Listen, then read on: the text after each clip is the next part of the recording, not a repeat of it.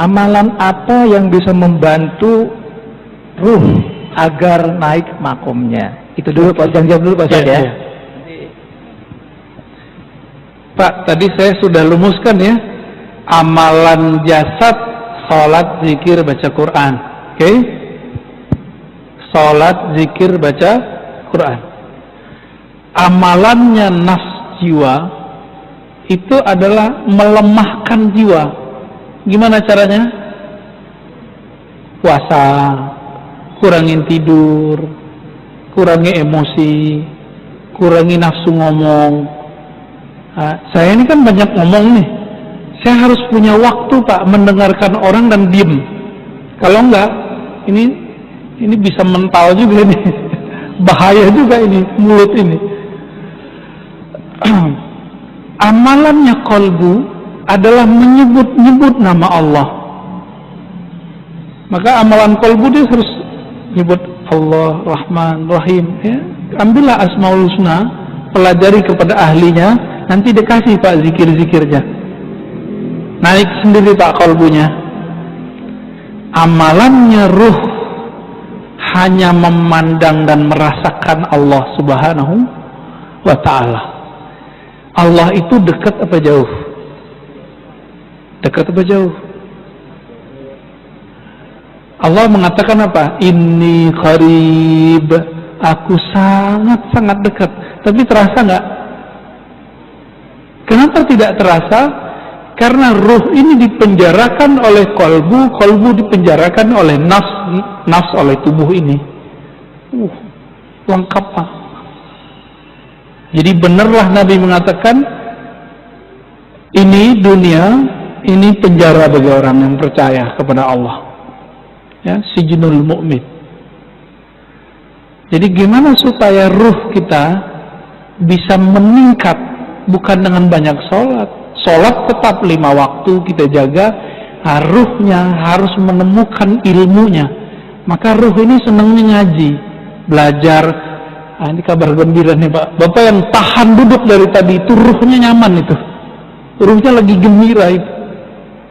Yang disebut taman-taman surga.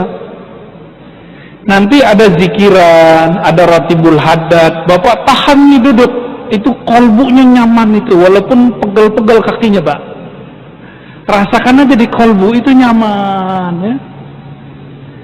Kalau puasa, di hari puasa rasanya kayaknya awal-awal gelisah. Tapi kalau sudah biasa gimana? Ada yang bening-bening lewat pun kita nggak. Kalau lagi puasa, benar gak? Tapi nanti kalau udah buka semua. Nah, jadi jangan salah kasih gizi. Gizi yang 4 ini jangan salah ya. Nah, nafs dengan akal ini nyambung ya. Akal itu senangnya debat, diskusi, hati-hati. Jangan terlalu overdosis. Baik, kira-kira begitu. Pada saat pembukaan, Pak Ustadz juga mengatakan bahwa nama yang kita pakai sekarang ini adalah nama jasad. Yang diberikan oleh orang tua kita, guru kita, ataupun tetua kita, kakek, nenek misalnya. Sekarang saya mau tanya, siapa nama rohani kita Pak Ustaz? Yang dimana binnya adalah bin Muhammad Rasulullah SAW. Demikian. Assalamualaikum warahmatullahi wabarakatuh. Assalamualaikum. Yang tahu nama kita, orang tua kita bukan? Yang ngasih nama kita siapa Pak? Orang tua kita. Maka yang tahu nama ruhani Bapak itu bukan saya, tapi siapa yang tahu? Bapak ruh. Tapi Bapak ruh itu punya pewaris, bukan ulama yang bisa baca kitab ini. Ulama yang mewarisi kolbunya Nabi, plok semuanya dia warisi. Itulah nanti namanya Al-Imam Al-Mahdi. Kalau umur Bapak panjang bisa. Jika belum muncul Imam Al-Mahdi, maka wali yang disebut wali ghaus, jika di ilmu fikih disebut mujtahid mutlak. Mujtahid mutlak, dia tahu nih barang hukumnya apa, keluar namanya. Maka bagi ahli ruh, wali-wali yang disebut wali kutub, itu mereka nggak ngerti. Yang ngerti wali namanya ghaus. Jadi wali itu kan banyak Pak, ada stratanya. Ada 313 wali kutub, sejumlah dengan jumlah para rasul, sejumlah dengan jumlah ahli badar. Kutub poros, dia poros asma, poros sifat Allah. Wali-wali ini ada satu pemimpin yang jadi guru mereka, orang tua rohani mereka sekarang ini. Ini yang disebut Kutubul Ghaus. Dan itu cuma satu di dunia, dan pasti keturunan Rasulullah. Sayangnya mastur, tersembunyi, nggak boleh muncul Pak.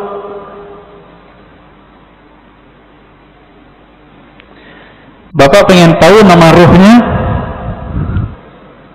harus punya koneksi sama Al-Ghaus ini, gitu. Kalau mau nanti satu saat kumpulkan namanya semua, nanti saya kirim ke beliau. Ya, biar dikasih namanya oleh beliau. Kapan ketemunya? Wallahu a'lam. Insya Allah ketemu. Insya Allah ketemu. Para perindu Rasulullah pasti bertemu beliau. Bapak kalau mau silakan. Nanti kumpulkan namanya, nanti beliau kasih nama. Dikasih nama Pak, dengan nama itu Bapak nanti dipanggil oleh malaikat Munkar Nakir ntar. Nama dari ayah rohani yang disimpan oleh kalbu beliau. Kira-kira begitu. Waduh, ini udah berbicara jauh kita nih Pak ya. Assalamualaikum warahmatullahi wabarakatuh. Assalamualaikum warahmatullahi wabarakatuh. Mohon dijelaskan perbedaan antara saudara kandung dan saudara satu ruh. Karena terkadang walaupun kita saudara satu kandung, saudara kandung dan saudara ruh. Karena yang terjadi di dunia ini, sungguh pun kita saudara satu kandung, tapi mungkin jarang ketemu, banyak perbedaannya. Berbeda walaupun tidak satu kandung, kita sering ketemu dan banyak persamaannya. Kemudian mohon dijelaskan juga perbedaan pendengaran ruhani dan pendengaran jasmani, penglihatan ruhani dan penglihatan jasmani. Terima kasih. Beda saudara kandung secara jasad Pak ya, dengan saudara ruh. Dalilnya surat Al-Hujurat, innamal mu'minuna ikhwah. Sesungguhnya orang beriman itu bersaudara. Loh, babenya siapa? Ya, bapaknya siapa? Itulah Rasulullah, Abul Mukminin, bapaknya orang beriman. Maka istri Nabi disebut Ummul Mukminin. Tapi kan kita nggak manggil Nabi Abul Mukminin, padahal itu nama beliau sebenarnya. Disebut lebih tepat Abur Ruh. Saudara ruh ini itu diketahui dari syahadat Pak, dan pengenalannya kepada Bapak Ruh. Dan yang meniupkan roh tidak dicipta Pak. Tapi jika yang dimaksud roh itu jiwa dicipta. Jadi tergantung nih, kan ulama kita kadang menyebut roh tapi artinya nafs. Menyebut roh artinya qalbu, seperti Imam Ghazali. Maka ini dicipta. Inilah mazhab Imam Qushairi, Imam Ghazali, bahwa ruh dicipta. Tapi Quran kan ngomong ruh bukan yang itu. Kulir ruh min amri rabbi. Amru rabbi tidak dicipta. Roh adalah urusan Allah. Lillahil amru, ya. Allah punya amr, tapi juga punya penciptaan. Jadi Allah membedakan antara ciptaannya dengan urusannya. Urusan itu hembusan. Nah, jadi kita ini, fisik ini dengan kun fayakun. Kalau ruh enggak, tiupan tak, tiupan dari Allah Subhanahu wa taala. Sedangkan nur, nah yang Bapak cerita tadi, nur itu pancaran. Maka manusia itu dalam dirinya minimal ada 3 nasab. Ada nasab jasad, ada nasab nur, ada nasab ruh. Kalau nasab jasad, banyak yang tahu. Ini Habib Mahdi As-Sagaf yang wali di Parung, almarhum, udah meninggal ya, pesantren Nurul Iman. Itu dia berangkat ke Masjidil Haram, duduk di pintu apa gitu ya, tiba-tiba ada orang nyapa, kamu si anu ya, bin sampai ke Rasulullah. Itu nama jasad, silsilah jasad, bisa diketahui oleh banyak wali.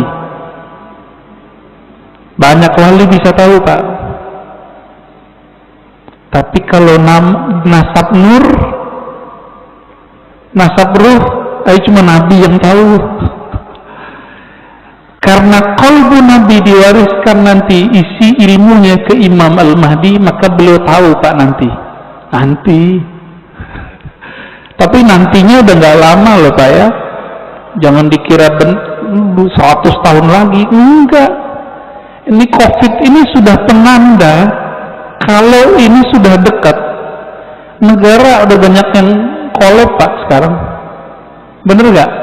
Biasanya virus itu ya nggak nyampe setahun hilang. Udah setahun 2 tahun hilang. Kalau ada wali yang doa. Kan wali nggak mau doa, Pak. Jadi wali-wali nggak berani doa, ya Allah angkatlah virus, nggak berani. Suul adab. Allahnya berkehendak ada virus, kita mau virusnya diangkat, sopan nggak? Maka mereka sekarang cuma ridho dengan apa yang ada. Itu wali.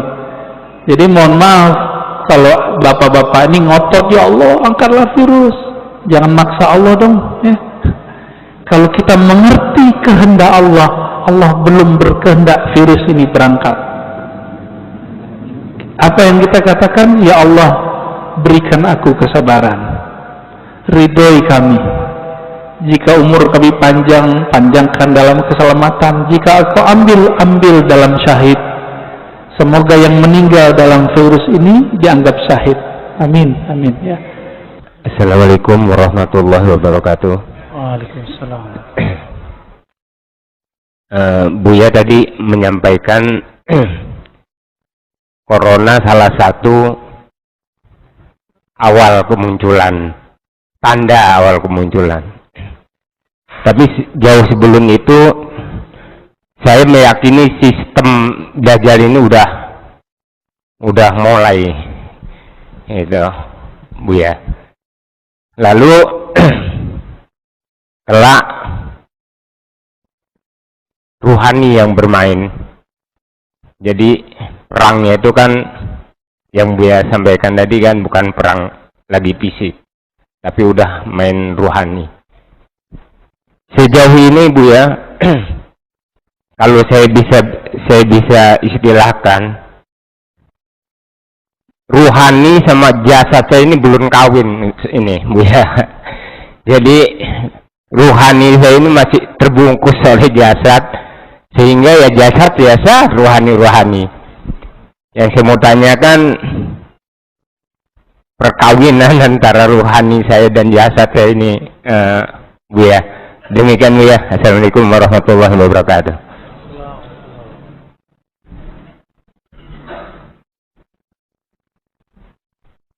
Ya, manusia ya.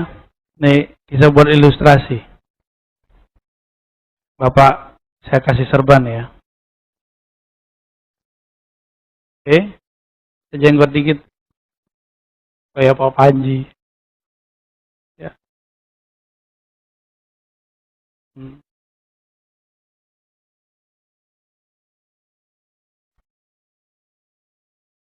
Ini fisik.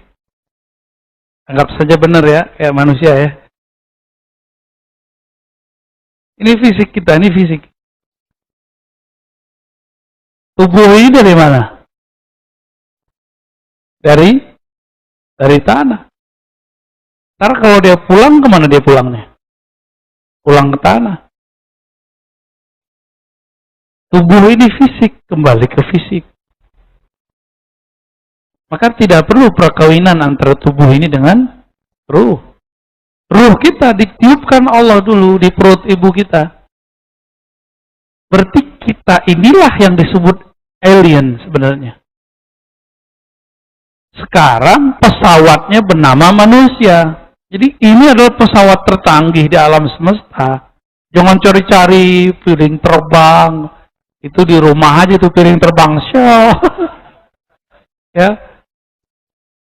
Hemat saya begitu Pak. Piring terbang tercanggih ini tubuh manusia ini. Di dalamnya ada energi dahsyat yang bernama ruh. Ruh ini sekarang jadi tuan atau jadi budak di tubuh kita. Itu aja masalahnya. Ruh ini lebih murni dari malaikat. Malaikat makan nggak? Malaikat tidur nggak? Malaikat bedanya dengan ruh. Malaikat ahli zikir, ruh ahli ilmu. Itu aja bedanya. Apa perbedaan ruh dengan malaikat? Malaikat ahli zikir. Wa nahnu nuqaddisu bihamdik wa nuqaddisu lak. Itu dalilnya. Surah Al-Baqarah. Kami banyak tasbih. Kami ini baik-baik orangnya. Tapi perbedaannya ruh. Ruh itulah yang disebutkan min ruhi. Hembusan dariku. Dari ruhku. Apa maksud ruh di situ? Itu rahasia Allah. Bisa kita artikan ilmu. Karena ruh kadang diartikan wahyu. Ruh diartikan kadang bisikan dari Allah Subhanahu wa ta'ala. Bisa nggak menangkap bisikan Allah itu? Bisa nggak menangkap itu? Jika dapat menangkap itu berarti ruhnya hidup. Gimana caranya? Nah inilah yang Nabi katakan. Dalam beberapa ayat, ini futuh namanya. Nabi diperintahkan, kul katakan, innama ana basyarun mithlukum. Aku ini basyar, manusia. Ini basyar.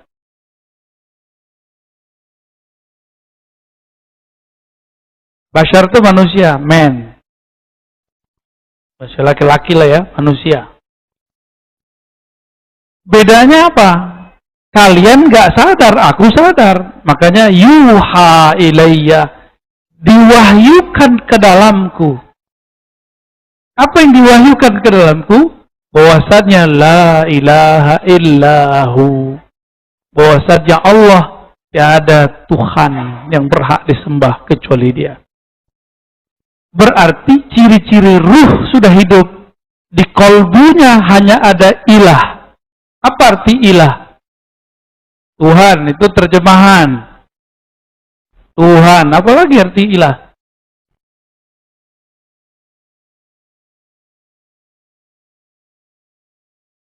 Yang dicintai. Yang dicari. Maka saya sering nanya, hidup buat makan atau makan buat hidup?